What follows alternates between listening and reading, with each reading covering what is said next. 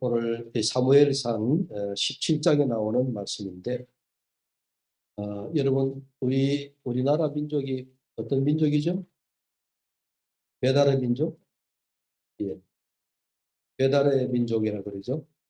갑자기 이 본문의 말씀을 읽다가 갑자기 그런 우스운 생각이 들어가지고 저 혼자 그렇지 우리나라 배달의 민족이다. 그래서 여러분 지난 코로나 때도 이 배달 문화가 엄청 많이 발달되어 있었어요.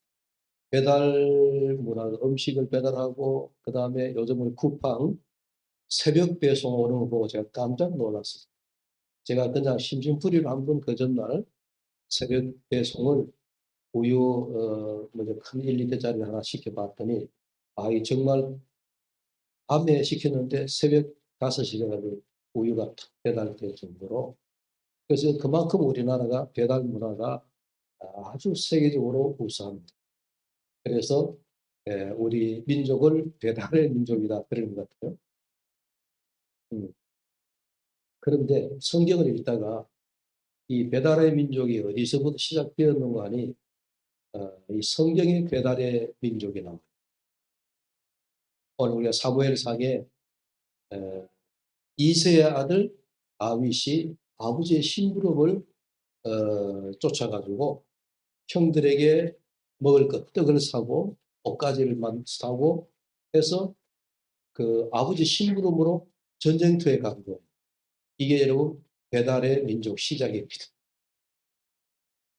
다윗이 아버지의 심부름 전쟁터로 나갔다. 그래서 여러분, 우리 성경에는 정말 대단하구나. 우리나라가 배달의 문화가 이게 하나의 기업이 돼가지고 지금 우리가 수출할 정도로 이 배달 문화가 그렇게 됐는데, 그것도 성경 안에 있네 하는 그런 생각을 제가 가져왔습니다. 사사기가 끝날 무렵에 이스라엘 백성들이 사무엘 선지자에게 우리도 왕을 세우게 하소서 그렇게 얘기했죠. 그렇게 해서 이스라엘의 초대왕 사울이 서게 되어졌는데, 사울이 사무엘 선지자로부터 기름 부음을 받고 드디어 이스라엘의 초대 왕이 되었습니다. 그런데 사울을 왕으로 삼을 때 보면 사무엘상 9장 2절에 이렇게 말씀합니다. 준수한 소년이라. 이스라엘 자손 중에 그보다 더 준수한 자가 없고 키는 모든 백성보다 어깨 위만큼 컸더라. 오늘부터 이제 무더위 이제 장마도 끝나가면서 무더운 여름이기 때문에 가급적이면 이야기 성경으로 여러분들 조금은 쫓아내려고 이야기 성경 말씀을 드리려고 하니까 그렇게 편안한 마음, 그래도 잠이 오면 주무셔도 좋습니다. 옛날 김지롱 목사님, 내 아버지 집에 와서 자는 거는 흠이 없다.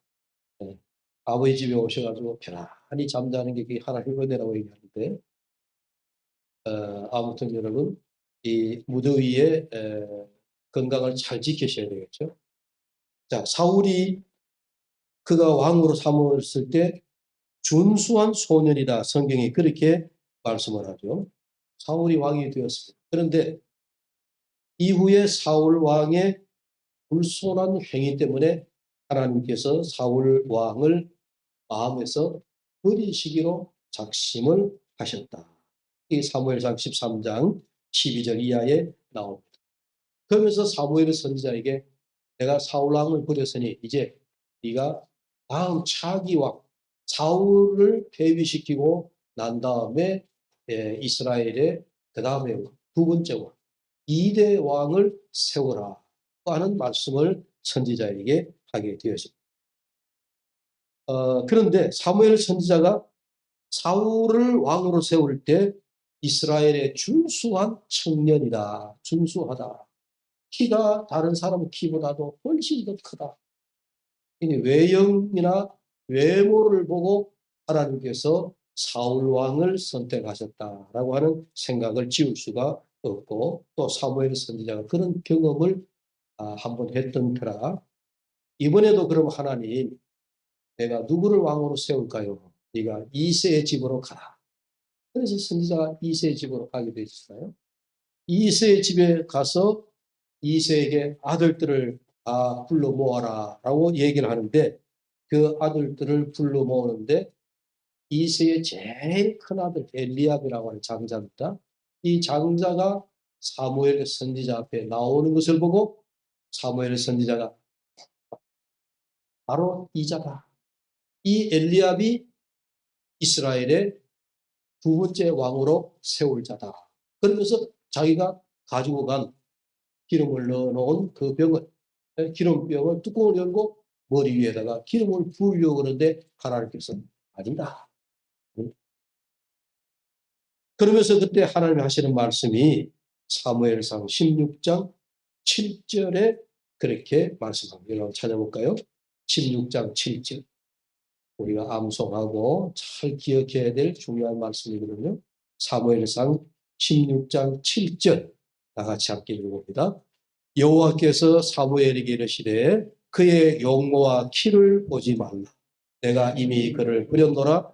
내가 보는 것은 사람과 같지 아니하니 사람은 외모를 보거니와 나 여호와는 중심을 보느니라 하시더라. 아멘. 여러분 사무엘 선지자가 사울을 선택하여 기름 부어 세울 때 그 하나님의 기준이요. 사울이 준수한 청년이라. 키가 또 용모가 다른 사람들보다 빼어나더라라고 하는 그걸 한번 선지자가 경험을 했잖아요. 그래서 이세의 첫 아들 엘리압을 봤을 때도 그 외모가 너무 출중했어요. 요즘 우리는 말하면 아주 핸섬하고 키도 크고 외모가 너무 뚜렷한 사람이어서 선지자가 자기 한번 사울 왕을 기름 부어 세울 때 한번 경험했던 적이 있어서 이 경험이 틀림없는 사실이다 해서 엘리압에게 기름 부으려고 했단 말이에요. 그런데 하나님께서 그때 하신 말씀이 사람은 외모를 보거니와 나 여호와는 중심을 보느니라. 유명한 말씀을 하시죠. 그래서 우리가 사람을 볼 때 외모로 취하지 않으시고 하나님은 늘 그 사람의 중심, 마음을 보느니라. 그렇게 말씀을 합니다.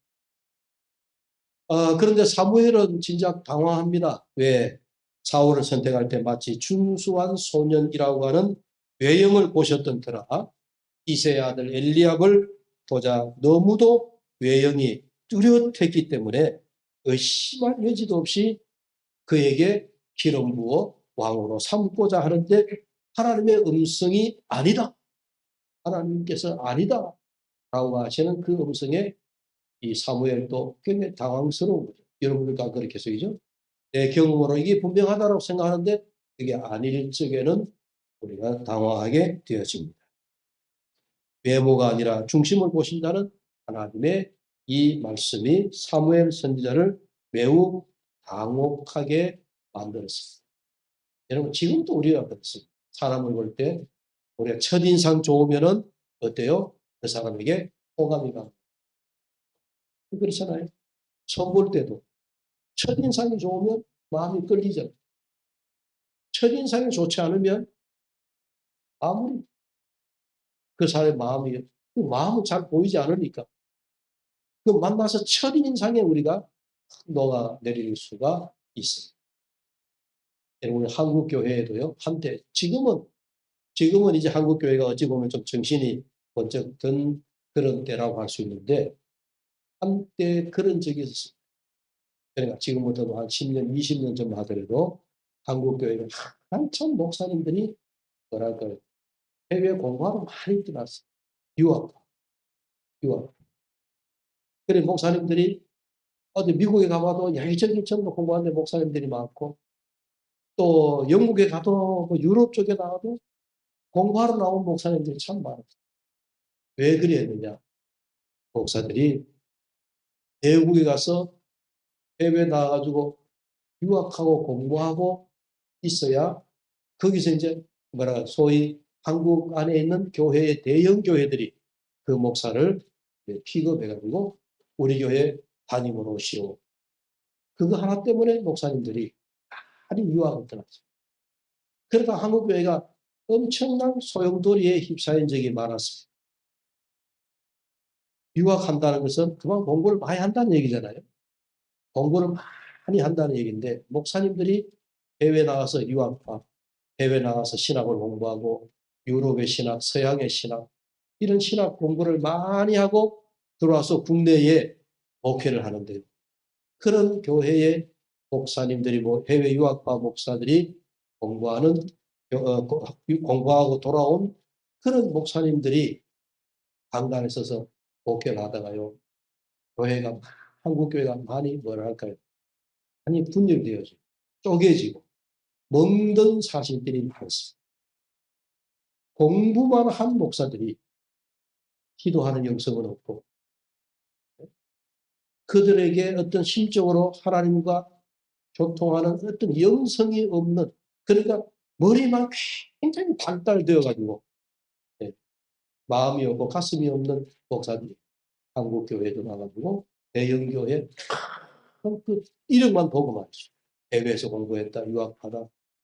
그것만 가지고 한국 대형 교회 갔다가요. 대형 교회가 몇 년 가지 않아 가지고 시끄러워 가지고 교회가 쪼갈라지고 분쟁이 일어나고 사업이 일어나고 그런 때가 한때가 있었어요. 지금은 어떠냐? 지금은 그래도 공부를 많이 한 목사님이면 좋지만 공부보다도 뭐가 앞서야 된다 생각할까요? 영성이 있어야 된다. 네? 학문도 필요하고 공부한 것도 필요하지만 그거보다도 가장 기본적으로 있어야 될 것이 목사에게는 기도하는 영성, 네? 말씀의 영성, 영성이 있어야 된다라고 이제야 한국교회가 조금 생각하게 되어졌어요. 우리 대구 시내도 내놓으라 할 만한 교회에 여러분 그런 교회들이 해외 유학파 목사님들이 교회를 담임을 했다가 교회가 지금까지 회복 못하고 망가진 교회들이 여러 교회가 있습니다. 하나님께서 오늘 사무엘 선지자에게 사람은 외모를 보거니와 나 여호와는 중심을 보느니라. 할렐루야. 여러분들도 우리가 사업을 하든지 여러분들이 사회생활에서 인간관계를 갖든지 여러분들이 외형만 보고 사람을 우리가 평가하지 아니하고 정말 우리가 그런 얘기 있죠. 그 사람은 만나면 만날수록 참 사람이 진국이다. 심지가 굳은 사람이다. 흔들리지 않는 사람이다. 우리가 그럴 때 그 사람을 우리가 마음을 보고 하는 이야기. 여러분 보는 영안의 눈이 우리에게 열릴 수 있게 되기를 간절히 바랍니다. 요엘 선지자가 당시 이스라엘 백성이 패역하고 타락하여 무서운 하나님의 심판이 다가오는데도 그 돈만 찢으면서 회개하는 흉내만 내고 있을 때 이렇게 말씀합니다. 요엘서 1장 23절에 너희는 옷을 찢지 말고 마음을 찢고 너희 하나님 여호와께로 돌아오라. 우리 예수님께서도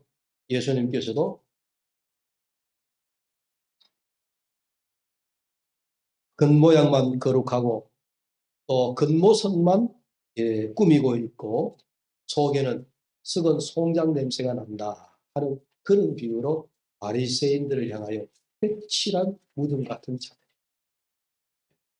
겉모양은 보태한 거예요. 그런데 그 속에는 썩은 송장이 냄새가 나고 있다. 그러니까 아주 예수님은 이거 요즘 우리 얘기가 되는 거지만요. 그 당시에 예수님의 이 말씀은 바리새인들을 향한 최고의 모독이라고 할 수 있어요. 너희의 중심은 다 썩었다. 그래서 주님이 하신 말씀 들어보십시오. 화 있을진저 외식하는 서기관과 바리새인들이여 회칠한 무덤 같으니 겉으로는 아름답게 보이나 그 안에는 죽은 사람의 뼈와 모든 더러운 것이 가득하도다. 이와 같이 너희도 겉으로는 사람에게 옳게 보이되 안으로는 외식과 불법이 가득하도다. 그렇게 말씀하십니다. 오늘 하나님께서 다윗을 선택을 하셨습니다. 그래서 이세의 7 아들이 다 지나가고 마지막에 하나님 다 고개를 흔드시니까 사무엘을 쓰냐 또 아들이 없느냐 막내가 아들이 있습니다. 막내 아들이 어디 있느냐 들에서 양을 치고 있습니다. 빨리 데리고 와라. 그래서 다윗을 데리고 왔더니 하나님 그제서야 다윗에게 기름을 부어라. 그래서 다윗이 기름 부어 차기 이스라엘의 왕으로 점지해 두신 겁니다. 아직 왕이 된 건 아니에요. 10%는 두 눈을 뜨고 살아있기 때문에 아직은 왕은 아니지만, 그러나 아맘리에 하나님께서 사울 왕을 폐위시킬 것을 예고하시고 다음번에 세울 다윗 왕에게 여러분 기름을 부어 주신 겁니다. 자, 그런데 다윗이, 제가 서두에 다윗이 아버지 심부름을 갔다 그랬잖아요. 그죠? 다윗이 여러분 이세 아버지의 심부름을 전쟁터에 형들의 옷까지 하고 먹을 것, 그 다음에 치즈, 이런 걸, 그 당시에 그 사람들 양식이잖아요. 그런 양식을 들고 전쟁터에 심부름만 가지 않았더라도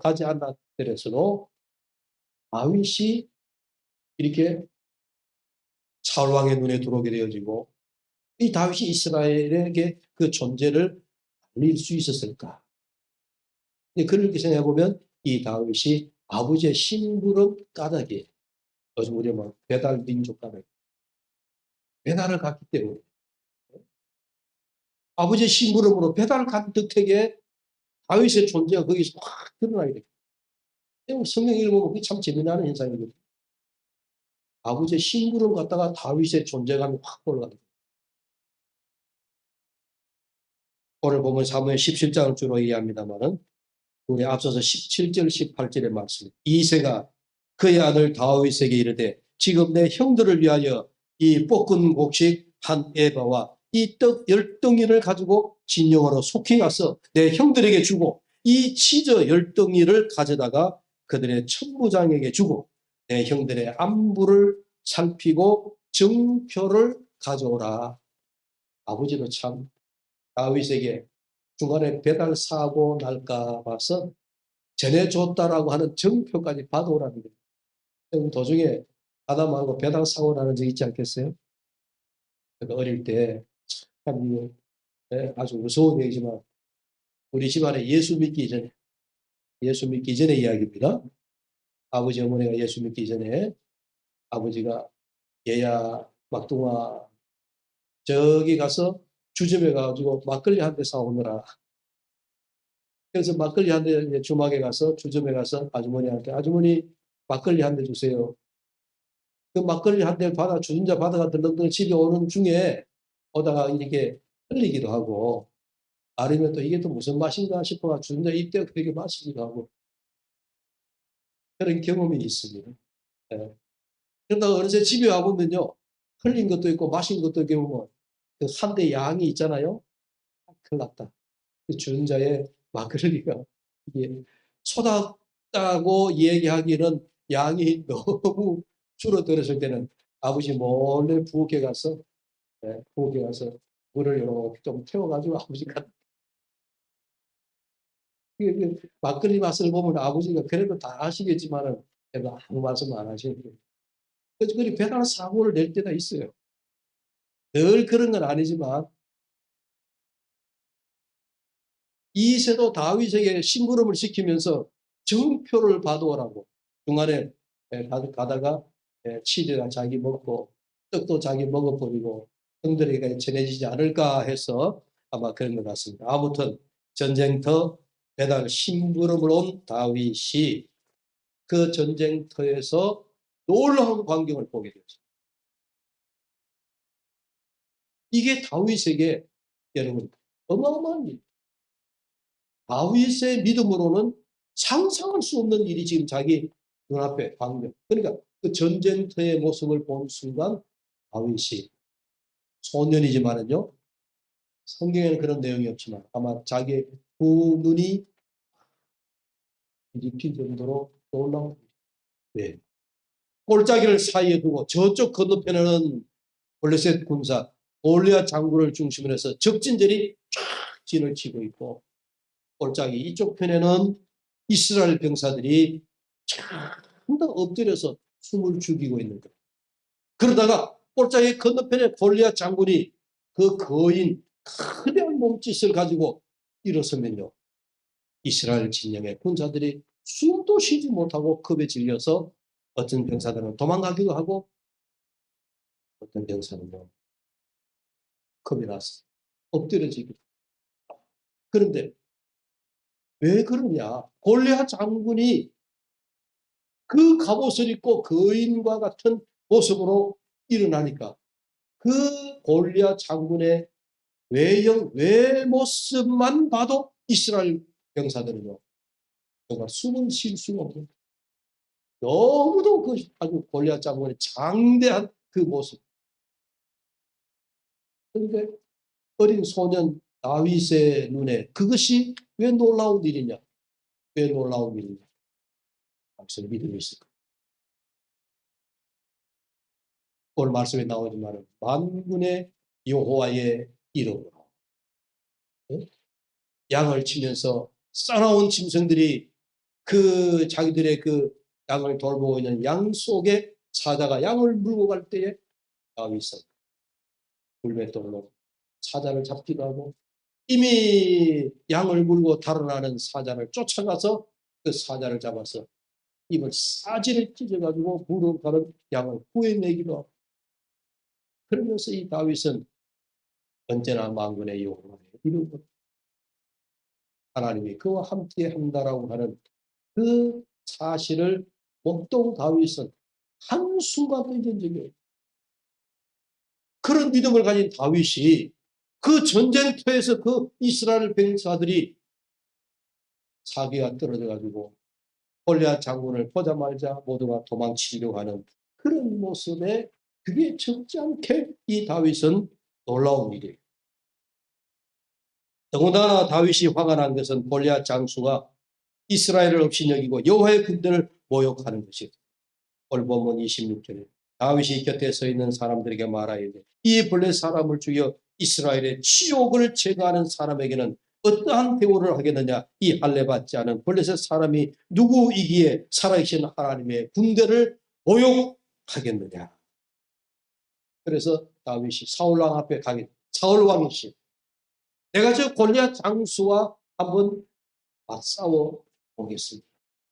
사울왕이 가만히 보니까 그 옷은 목동 옷을 입었고 손에는 막대기 하나를 잡았는데 얘야 저 골리앗 장군은 일찍이 문장을 하고 일찍이 군사 훈련을 받고 그 몸은 온통 장수로서의 훈련받은 몸이고 내가 보니 너는 보잘것없는 목동 소년에 불과한데 네가 어찌 저 골리앗 장군과 싸워서 네가 맞서 싸워 이길 수 있겠느냐? 아니 됩니다. 아니 됩니다. 그런데 다윗이 그래도 왕이시여 여호와의 이름을 모욕하는 이스라엘을 모욕하는 저 자를 내가 싸우겠습니다. 그런데 사울에게는요 뭐가 필요했냐면 이 순간에 저 골리앗 장군과 싸워서 다윗이 이긴다라고 하는 생각을 하기 이전에 누군가가 내가 저 골리앗과 한번 싸워서 이겨보겠습니다라고 하는 용맹스러운 군사가 하나 필요했던 거죠. 왜? 그래야 땅에 엎드려져 있는 이스라엘 병사들이 사기가 올라갈 테니까. 그래서 사울왕이 뭐냐? 그럼 내가 너에게 내 갑옷을 주마. 머리에는 내 투구를 쓰게 해주마. 손에는 내 창과 칼을 내 손에 쥐어주마. 손에 방패를 가지고 내가 가지고 있는 모든 갑옷을 너에게 입혀주고 할 테니 네가 가서 골리앗과 싸워라. 그런데 다윗이 그 사울왕의 갑옷을 입었지만은 몸에 맞지 않는 옷 그런 거 있죠. 다윗이 사울왕의 갑옷을 입고 머리에 투구를 쓰고 손에 창을 들고 칼을 잡아봤지만요. 이가 평생에 한 번도 입어보지 않은 갑옷이요. 한 번도 사용해보지 않은 칼과 창이라 다윗이 그 갑옷을 입었는데 하나도 몸에 맞지 않는 거예요. 그래서 던졌어요. 왕이시여 나에게는 이런 갑옷이 내게 어울리지 않습니다. 어울리지 않습니다. 여러분 우리가 이런 말씀 사용하죠. 베드로전서 5장 8절에 근신하라 깨어라 너희 대적 마귀가 우는 사자같이 두루다니며 삼킬 자를 찾나니 너희는 믿음을 굳건하게 하여 그를 대적하라.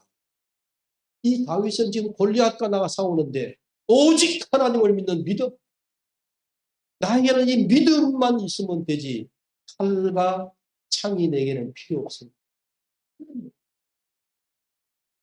이 마귀를 대적하는 데 필요한 것은 사울 왕의 갑옷이 아니라 에베소 6장 11절에 나오는 하나님의 전신 갑주가 다윗에게 있더란 얘기예요.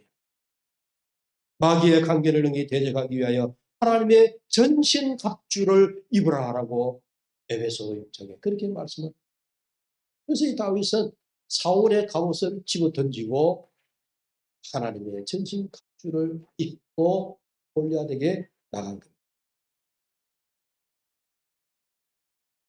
오늘 본장 사무엘상 17장 45절의 말씀에 다윗이 블레셋 사람에게 이르되 너는 칼과 창과 단창으로 내게 나오거니와 나는 만군의 여호와의 이름 곧 네가 모욕한 이스라엘 군대 하나님의 이름으로 내게 나아가노라. 할렐루야. 여러분 다윗은요 빌립보서 4장 13절의 말씀과 같이 내게 능력 주시는 자 안에서 내가 모든 것을 할 수 있느니라. 일찍이 다윗은 이 믿음을 가지고 있습니다. 내게 능력 주시는 자 안에서 내가 믿음을 나가면 저 골리앗을 싸워 이길 수 있다. 이 믿음을 가지고 우리의 믿음이 올곧게 서 있다면 아무것도 우리를 겁나게 할 것 없어요. 사도 요한이 요한일서 5장 4절에 무릇 하나님께로부터 난 자마다 세상을 이기느니라. 세상을 이기는 승리는 이것이니 우리의 믿음이니라. 믿음이라고 했어요.